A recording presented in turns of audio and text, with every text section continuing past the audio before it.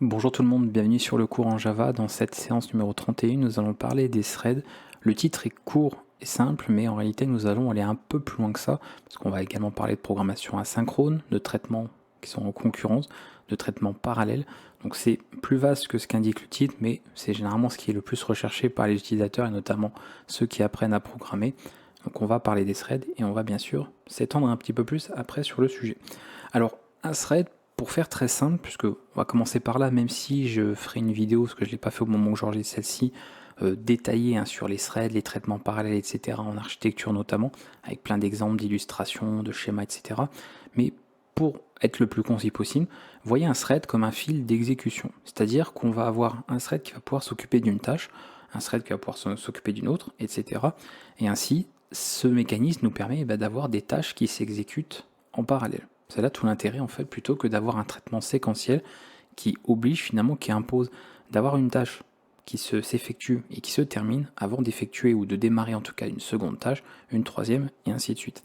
En Java, on va principalement travailler avec des threads qui sont dits de plateforme, c'est-à-dire des threads qui sont mis à disposition par le système d'exploitation. C'est lui qui s'occupe de tout ça, et je ne rentrerai pas non plus dans les détails sur tout ce qui est thread utilisateur, thread daemon notamment, donc les démons en fait qu'on peut mettre en, si vous voulez, en traitement de fond, tout ça. C'est d'autres éléments pareils sur lesquels j'aborderai un peu plus, en tout cas je donnerai plus de détails sur d'autres vidéos sur la chaîne, mais ici on va juste se contenter de la définition simple sur la possibilité d'avoir un fil d'exécution et de pouvoir effectuer des traitements en parallèle au niveau de nos programmes, et ici en particulier dans nos applications en Java. Ceci étant dit, je vais vous montrer différentes implémentations en tout cas de ce qu'on peut faire en Java avec une solution assez sommaire, et ensuite on ira sur quelque chose d'un peu plus professionnel et qui est en tout cas plus souvent utilisé quand on fait une véritable, on va dire, application. Alors le premier cas, c'est pas forcément ce que vous viendrez à réutiliser par la suite, c'est plus, on va dire, un cas scolaire et un cas qu'on peut retrouver également dans d'autres langages de programmation qu'on manipule très souvent, qui revient tout simplement à créer un thread, lui en fait définir une tâche et ensuite on exécute cette tâche et c'est tout. Donc je vais vous produire le code essayer de faire le code le plus simple, le plus concis possible et le plus accessible par rapport à cet exemple-là. Et pour cela en Java, nous allons utiliser thread justement. Donc, je vais importer java.lang thread, voilà. Et on va utiliser ce dernier. On va disposer ici d'une méthode run qu'il va falloir implémenter si, bien sûr, et bien ici on étend cette classe. Donc je vais l'appeler ici, je vais le faire sur main parce que je ne veux pas passer par un fichier supplémentaire, c'est pour gagner un peu de place au niveau ici de la vidéo. On va faire directement ça, et comme ça là je dois implémenter cette méthode qui, attention, est très compliquée puisque c'est une méthode qui retourne rien, donc void run, et qui ne prend aucun paramètre.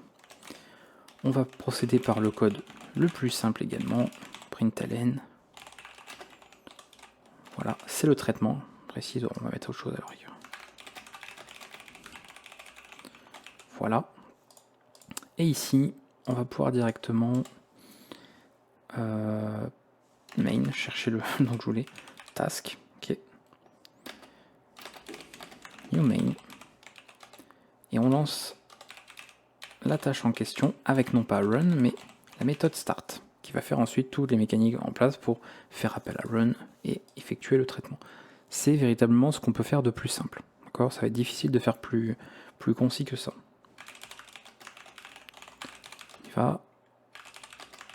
On va exécuter le programme, et là, si je vous avais juste montré le rendu final et sans vous montrer le code, jamais vous vous douteriez en fait que nous avions utilisé des threads en fait au niveau du programme. Alors, on va être plus précis à ce stade, maintenant qu'on avance évidemment au niveau du cours. En réalité, si on a un thread même quand on ne faisait pas ça. Jusqu'à présent, en fait, nous avions un thread qui était démarré pour pouvoir exécuter le programme, donc l'application que vous aviez. C'est-à-dire, vous savez que vous avez ce point d'entrée qui est la méthode main, qui est obligatoire en Java. Et bien nous avons ici un thread qui est exécuté. D'accord, c'est pour ça qu'on a du traitement séquentiel et tout sera fait en fait dans l'ordre où c'est écrit à ce niveau-là. Là, l'avantage, c'est qu'on a donc ce thread principal, on va l'appeler thread principal, qui est donc le programme en lui-même, quand on lance le programme, et on a ce nouveau thread que l'on crée. Donc là, on se retrouve avec deux threads en réalité par rapport au traitement qui est fait ici. Alors on va en utiliser un autre, on va en déclarer une autre tâche. Donc ici, je vais mettre task 1, parce qu'on va se retrouver avec autre chose. Voilà. Task 2, ça ne change pas. Et ici en revanche ça change, donc je repars sur ma classe ici, hein, pas de problème. Et pareil, je peux exécuter les deux. Là on verra pas grande différence évidemment, puisque les deux sont exécutés tels quels. On va changer un petit peu, rajouter un petit peu de code ici.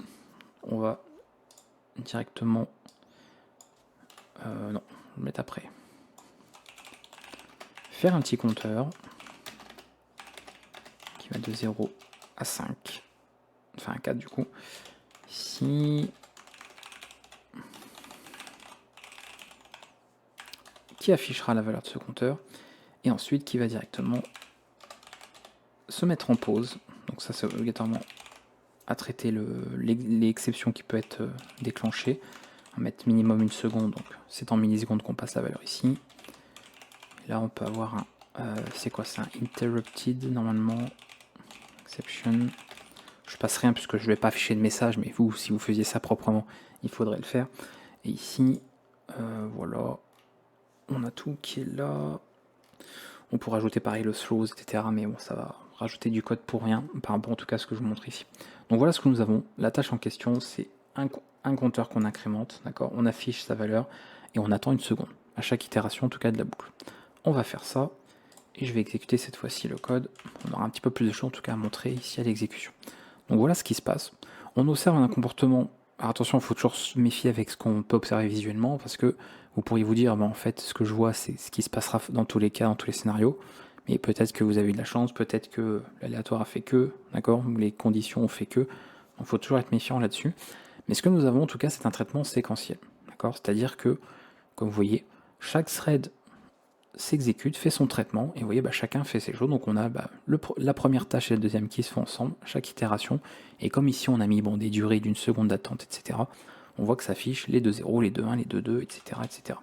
Donc on va pouvoir comme ça, d'une exécution à l'autre, a priori observer un petit peu la même chose. On verra qu'on n'a pas toujours la garantie d'avoir cela, mais là on a un traitement qui est séquentiel, et il peut y avoir plusieurs raisons pour ça. Soit on travaille avec un seul thread, et c'est le cas puisque chacun a son thread, et dans ce cas-là, chacun fait son traitement à lui de manière séquentielle, ok.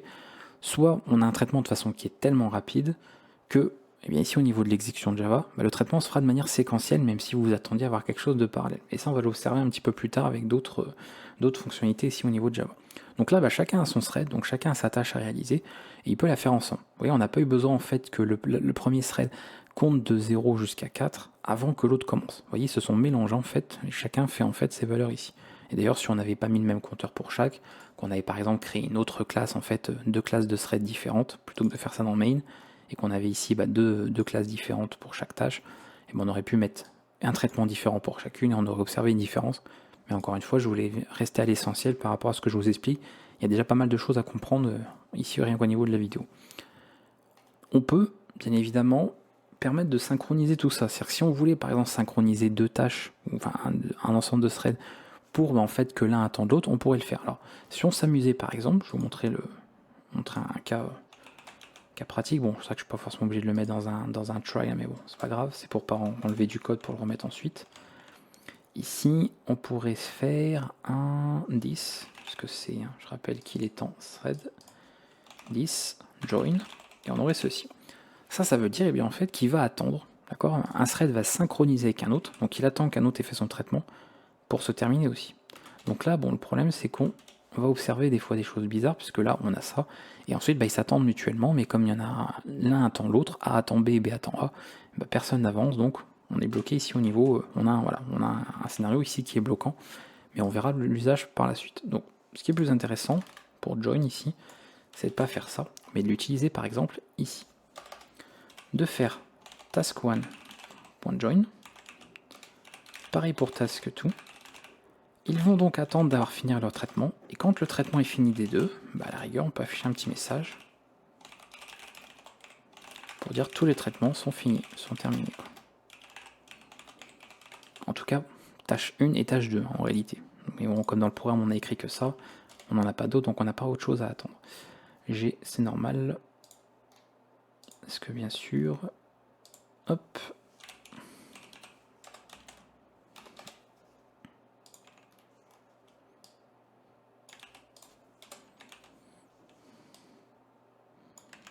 Voilà, toujours pour avoir ça. Allez, mettre un petit peu, ça changera. Je ne les mets pas toujours, parce que comme je l'ai dit dans les vidéos, j'essaie toujours d'être à l'essentiel, mais vous devez garder en tête de toujours avoir le code le plus correct, le plus valide possible. Voilà ce qu'on a. Donc ils font leur traitement, ça ne change pas, pas de problème. Ensuite, une fois qu'ils ont fini, ils s'attendent, et une fois tout le monde c'est bien synchronisé, on peut poursuivre la suite du programme et dire que tous les traitements sont terminés. Donc l'avantage, si par exemple on avait une des tâches qui était un peu plus longue qu'une autre, du style, task 1, elle comptait en fait, elle avait 5 itérations et celle-ci en avait 10, et il aurait fallu attendre en fait, voilà, que celle-ci soit terminée, et ce message ne se serait pas affiché avant. Sinon, il se serait affiché dès l'instant où l'un était terminé, ou en tout cas que le traitement séquentiel continuait, et on n'aurait pas de tâches synchronisées. Donc ça, c'est un terme que j'ai souvent employé quand je vous ai parlé de synchronisation d'éléments. Rappelez-vous, on a utilisé beaucoup de types de données avec les collections, etc. précédemment, ou même pour les flux. Je vous ai expliqué qu'il y a des choses qui s'utilisent de manière thread safe, donc en fait qui peuvent être synchronisées, et d'autres non. C'est-à-dire que ce pas des éléments qui sont faits pour être synchronisés. Et donc suivant le scénario dans lequel on travaille, les besoins qu'on a, soit on travaille avec des éléments qui sont faits pour être synchronisés, ou alors pas du tout. Donc ça, ce sera à vous de vous adapter par rapport à ce que vous avez vu avant, ce que vous allez voir maintenant, et ce qu'on verra éventuellement plus tard dans le cours Java. Comme ça, vous avez un petit peu tout ça. Alors ça, c'est la méthode un petit peu sommaire, sans vouloir encore une fois dire que c'est comme si c'était pas utilisé, mais je veux dire, on a souvent besoin, on a davantage de besoins en tout cas que ça quand on fait des programmes un peu plus conséquents, et c'est ce qu'on verra justement, qu'on va voir par la suite. Alors, il y a aussi un autre élément qui est important, ce qu'on va avoir besoin, c'est que Java, on peut travailler avec des éléments qui sont dits exécutables, en gros des éléments qu'on peut lancer, donc des runable, et c'est une interface en Java qui propose pareil d'implémenter une méthode run, avec laquelle on peut travailler. Si je voulais adapter mon exemple avec ça, alors je vais en retirer ça parce que voilà, c'est pas utile pour ce que je vais vous montrer. On va rester le plus simple possible, ça je vais le retirer à nouveau. Est-ce que je peux garder tout ça? Oui, a priori pour une partie en tout cas. Et ce que je peux faire, c'est d'écrire. Alors il faudrait, c'est vrai que le problème c'est qu'il faudrait forcément que je passe par une autre classe. Oui, donc je pourrais pas vous l'exécuter parce que je veux pas faire dans d'autres fichiers ici. Mais en gros, on aurait une classe, myTask par exemple, d'accord, qui implémente cette fois-ci ce que c'est une interface runable. Ok. Et à partir de là, pareil, vous implémentez, parce que c'est obligatoire, c'est un contrat, c'est une interface, la méthode run, et de là, vous aurez, donc myTask sera un runable, et donc en Java, tout ce qui demande un runable, que ce soit dans des paramètres ou pour n'importe quelle fonctionnalité en fait, et bien vous pourrez passer votre type de tâche à vous, puisqu'il sera de ce type-là, runable, et on va en avoir besoin assez régulièrement, et notamment pour la suite, donc ça pourra vous servir. Donc je vous montre pas en termes de code, parce qu'il n'y a pas grand-chose à faire de plus, en gros on aurait ça, et puis après ici, on ferait tout simplement un genre task, et puis ensuite un new thread, et puis là va vous lui passer par exemple un myTask, en gros on aurait quelque chose comme ça, et après on ferait un start, et ça fonctionnerait tout comme. Donc c'est vraiment comme le code précédent, c'est juste que là on lui passe en paramètre ça, qui est en fait le traitement qu'on veut effectuer. Voilà, donc comme ça vous pouvez voir un petit peu ce que ça vous donne, et vous pouvez adapter si vous voulez pour vous, on va dire pour vous exercer un petit peu avec tout ça. Nous on va passer sur partie plus intéressante encore, on va aller un peu plus loin sur ce qu'on a vu ici. Je vais enlever thread, parce que c'est pas ça qui va nous intéresser à ce stade. Voilà. Je vais enlever ça aussi. Et c'est ce qui fera la deuxième et dernière de toute façon partie de la vidéo, qui sont des tâches qu'on va pouvoir exécuter. On va utiliser des exécuteurs et on a pas mal de fonctionnalités proposées en Java. Je vous montrerai le cas un peu moindre, on va dire, qu'on faisait encore aussi avant, et un cas ensuite avec un service qui propose davantage de fonctionnalités, qui est plus souple, qui va nous offrir en fait des fonctionnalités en plus par rapport à ce qu'on voudrait, en tout cas ce qu'on pourrait avoir besoin de faire ici au niveau de Java. Pour cela, on va changer déjà de paquet. Alors jimport non, c'est import tout simplement java.concurrent, et on va travailler avec des exécuteurs plutôt, et ensuite celui-ci, donc singulier, pluriel. Attention, ce sont deux choses différentes, c'est pas pour rien qu'ils sont importés tous les deux. Et là voici comment on va procéder. Déjà, dans ce que je vais vous montrer à partir de là et jusqu'à la fin, on va pouvoir créer moi je vais vous présenter en tout cas 3 possibilités, il en existe d'autres, mais je pense qu'avec ces 3 que je vais vous présenter, on couvre beaucoup de scénarios déjà, ce sera déjà bien suffisant. Et la première, c'est la possibilité d'avoir un thread, c'est-à-dire qu'on a un thread d'exécution, donc un thread pour une tâche, qui s'occupe d'une tâche, c'est son rôle, etc. Donc ça, on va avoir un new single thread executor. Je vous les note ici, vous comprendrez pourquoi après.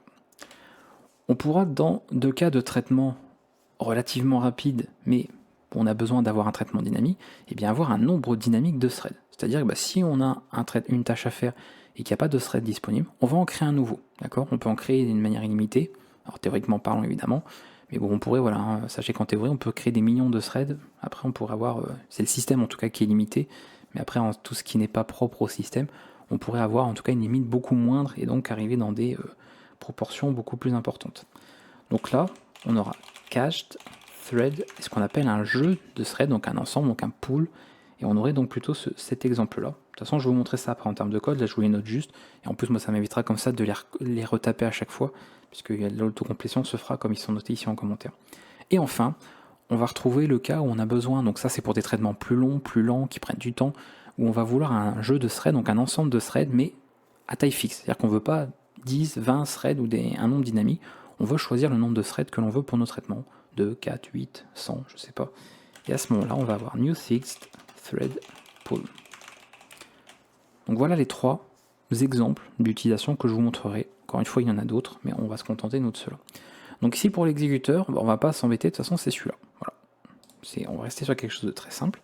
Donc on va déclarer un exécuteur, je vais l'appeler X. Attention, très, très rechargé comme nom. Et je vais ensuite passer par exécuteur, je vais y arriver, voilà. Et le fameux new single thread executor qui ne prend rien ici, enfin qui n'attend rien en tout cas, en paramètres. Notre exécuteur est prêt. On va pouvoir lui faire exécuter un certain nombre de tâches, mais pour cela, il faudra qu'il y ait des tâches en tout cas définies. Pour définir des tâches, je vais les faire... On va les faire, oui, directement ici. Pareil, je vais pas recréer un autre fichier, etc. Au moment où j'ai écrit cette vidéo, je n'avais pas abordé les fonctions anonymes, les expressions lambda, mais c'est ce que je vais vous montrer dans cette vidéo. Donc si vous ne comprenez rien à la syntaxe que je vais vous montrer ici, il faudra attendre, en tout cas, sauf si elle est déjà sortie entre-temps, le tutoriel en Java sur le sujet, et vous aurez comme ça tout le détail. Mais je vais vous montrer, du coup ça fera une pierre de coups dans le cours, comment on peut utiliser cette syntaxe qui permet d'écrire plus rapidement, et sans forcément ici passer par un autre fichier. Je vais créer, vous savez, le runable dont je vous parlais tout à l'heure. Je vais justement créer cet élément-là. Je vais faire un runable en créant une première tâche. Et voici la syntaxe un peu particulière. Encore une fois, je vous dis, c'est pas fait au moment où j'enregistre cette vidéo, mais c'est peut-être déjà publié entre temps. C'est ce qu'on appelle une expression lambda. Et je vais tout simplement, donc moi, ma syntaxe là, j'aime bien celle-ci, c'est plus présentable, surtout pour vous au niveau de la vidéo, indiquer qu'on a, alors je vais refaire comme tout à l'heure, on va refaire un petit i égale 0, tant que i petit que 5. Voilà, classique. Ensuite,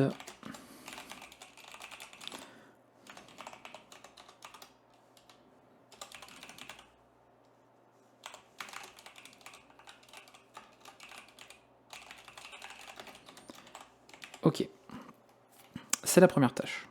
Ok, task 1. À ne pas reproduire chez vous, et on va en faire une deuxième. Task 2, qui elle commence 5, s'arrêtera 9, enfin 10 exclus mais 9 inclus. Et on a la même chose ici, très simple. On a nos deux tâches qui sont prêtes, donc deux variables ici, task 1, task 2. Nous pouvons les faire exécuter. Alors vous inquiétez pas, on va tuer personne. Juste, voilà, exécuter par un programme. Execute, task 2. Et voici ce que nous avons ici. Normalement, c'est bon. On a tout ce que je voulais à ce niveau-là. Ouais. On y va. J'ai oublié d'inclure quelque chose peut-être.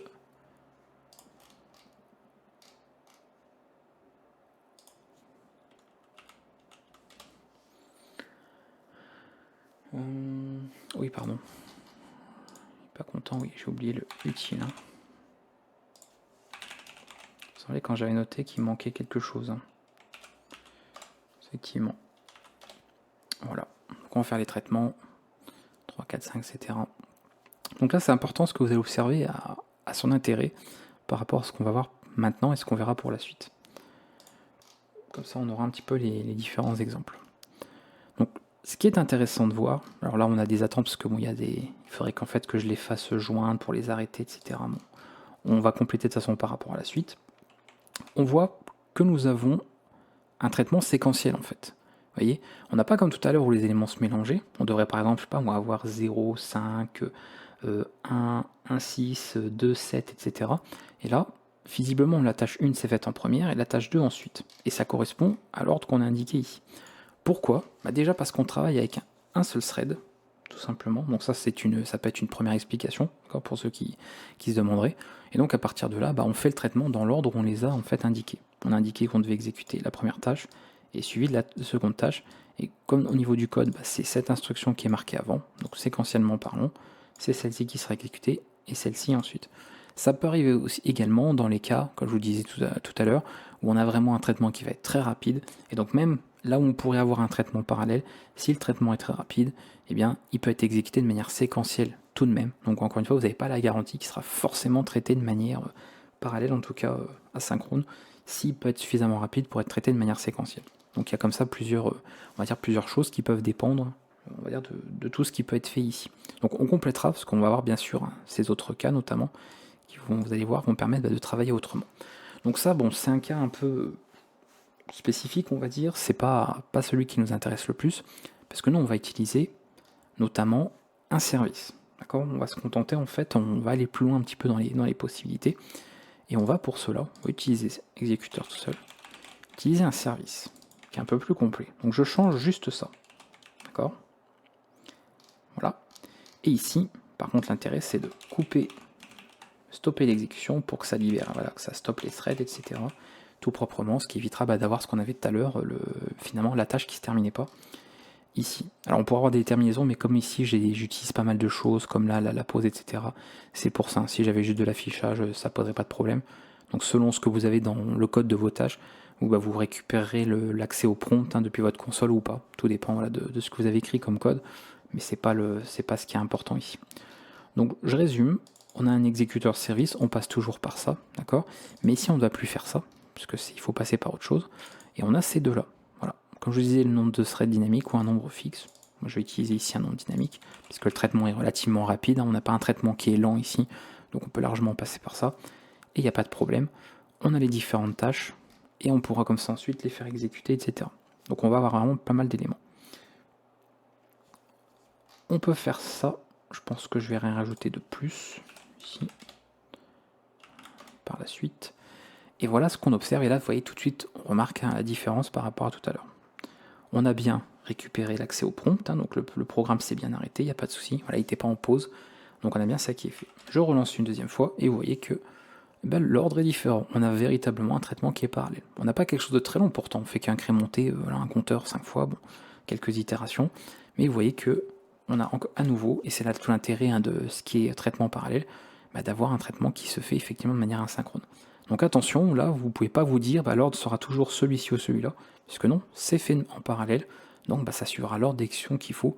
Et encore là, j'ai mis deux tâches qui font exactement la même chose en fait, donc qui logiquement prennent le même temps, donc c'est pour ça que d'un coup, c'est une qui va être plus rapide, l'autre, ça dépend au niveau des itérations. Mais selon d'autres traitements, vous pourriez observer des différences beaucoup plus flagrantes, où là on voit, généralement c'est 5-0, là c'est 0-5, là c'est 1-6, là c'est 6-1. Vous voyez, généralement c'est plus l'un ou l'autre, ou inversé. Parce que j'ai fait des itérations dans les deux cas. Donc voilà comment que ça se passe. Si j'avais mis un nombre fixe, alors si j'en mets qu'un seul, ça reviendrait à ça, donc ça n'a pas d'intérêt, ce serait exécuté de manière séquentielle. Mais si par exemple je mets ici 4 threads pour exécuter ça, je peux lancer mon programme aussi, et voilà, on pourra observer des choses différentes selon ce qui est fait. Donc si les threads sont disponibles, ça utilise ce qui est disponible. S'il n'y a pas de thread disponible, un nouveau est créé tout simplement, puisque on a en fait des threads qui peuvent être créés à la volée. On a ici une création dynamique de threads, et donc un nombre qui peut être potentiellement illimité, en tout cas quasi illimité, suivant les limites bien sûr de ce qu'on a derrière en amont. Voilà pour ça. Alors l'intérêt d'utiliser un exécuteur service, bien sûr, c'est pas juste de faire ça, parce que sinon, la rigueur, on pourrait se contenter de ce qu'on a vu avant, c'est de pouvoir, bien évidemment, profiter de quelques fonctionnalités supplémentaires, et on terminera d'ailleurs la vidéo avec ça. Notamment, d'avoir les résultats d'exécution, ce qu'on appelle ici en Java des futures, d'accord, le futur tout simplement. Voilà, c'est retour vers le futur, nous on y va. Donc on va faire un java.til, c'est concurrent aussi normalement, future. Partie de là, on ne va pas simplement se contenter, comme on faisait ici, d'exécuter des tâches, on va les soumettre, d'accord? Et on va pouvoir récupérer justement un élément de ce type-là, future, qui a toute son importance. Donc ça, je l'enlève. J'ai future. À ce stade, on ne sait pas sous quelle forme, quel type on le récupère. Donc, rappelez-vous la généricité, donc là on a un point d'interrogation, on ne sait pas ce que ça va être. Foot 1, et je fais l'exécuteur, je rappelle, de départ, hein, donc lui, et non pas la méthode execute, mais la méthode submit. Et je soumets la tâche que je veux. Même chose ici, task2, ceci. On va remettre cached, hein, pour changer un peu, ça changerait vraiment pas grand chose là pour ce qu'on voit, mais voilà, ce sera très bien comme ça. Hop. On exécute, on se retrouve avec l'exécution de tout à l'heure. Donc là, bon, si on se contentait juste de ça, on verrait pas beaucoup de différence hein, avec ce qu'on a fait avec execute tout à l'heure, d'accord? Vous voyez, l'ordre peut changer, les traitements sont parallèles, donc on ne sait pas dans quel ordre ils se feront. Tout ce qu'on sait, c'est qu'ils se feront tous les deux de manière concurrente et qu'il n'y aura pas de problème à ce niveau-là. Là où ça a un intérêt, bah, c'est ces objets-là. D'accord? Vous voyez ce qu'on a récupéré, la foot 1, foot 2, parce que ça, c'est une interface en fait. D'accord? C'est une interface qui permet d'avoir le résultat en fait des différents traitements qu'on a, d'accord? Des tâches en fait asynchrones, et on va pouvoir avoir accès donc à quelques informations, notamment quelques méthodes. Par exemple, vous allez retrouver des méthodes comme isDone, qui va indiquer si le traitement est fini, isCancelled, s'il a été annulé, ça peut servir. Pourquoi pas récupérer ce qu'il aura renvoyé, ça on va le voir juste après. Voilà. Et l'annuler, bon là il faut avoir de raison de le faire, mais on a bien sûr la méthode pour annuler ce dernier, donc avec la méthode cancel. On a des possibilités, je vais vous montrer ça, ce sera déjà pas mal, je pense que ça c'est suffisamment clair pour comprendre le fonctionnement. Et par exemple, ce qu'on peut faire ici, c'est de faire ça. Tant que le traitement là n'est pas fini, ou que le second n'est pas fini, on met un petit message. Vous savez, genre le programme qui est impatient, et on met une petite pause parce que sinon, voilà, on va avoir des affichages, pas une boucle infinie, mais bon, presque. Donc quand même, opérer une petite pause. On va mettre une demi-seconde, voilà, tout simplement. Et là, bon, vous allez voir l'exécution, hein, ce sera suffisamment explicite, pas besoin de vous le décrire. Voilà un peu ce qui se passe. Donc vous voyez, ça vous montre effectivement des traitements parallèles et des moments, bon voilà, ça attend, et à la fin ça se termine ici. Donc plutôt pas mal. On peut faire l'inverse. Bon, là c'est révision des toutes premières vidéos du coup. Hein, donc là, si vous êtes perdu avec ça, c'est dommage, mais pour montrer bien sûr que à tout moment, je peux m'amuser à faire ça. isDone et foot2 isDone. Oui, c'est bon. Tout c'est terminé. Ici, on est content. Voilà, c'est super. La vie est belle. Et on a tout ça. Donc classique, etc., etc. Et à la fin, le petit yeah pour nous dire que les tâches sont terminées. Et après, ici, on coupe tout. Donc les threads sont coupés, etc. Tout est bien qui finit bien. Voilà, c'est une possibilité, donc ça c'est pas mal utile si on veut faire des vérifications. Vous voyez, on a quelque chose déjà de beaucoup plus complet encore que tout ce qu'on avait au départ. Hein. Rappelez-vous quand on est parti de l'implémentation, enfin de l'implémenter run avec la classe thread, on avait beaucoup moins de fonctionnalités. Hein. On avait une méthode, on faisait une tâche terminée, on n'avait pas beaucoup de possibilités à ce niveau-là. Là, on a quand même beaucoup plus de fonctionnalités.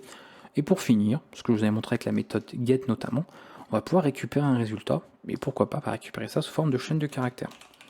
Donc ici, de faire ceci. Voilà, on va faire les deux.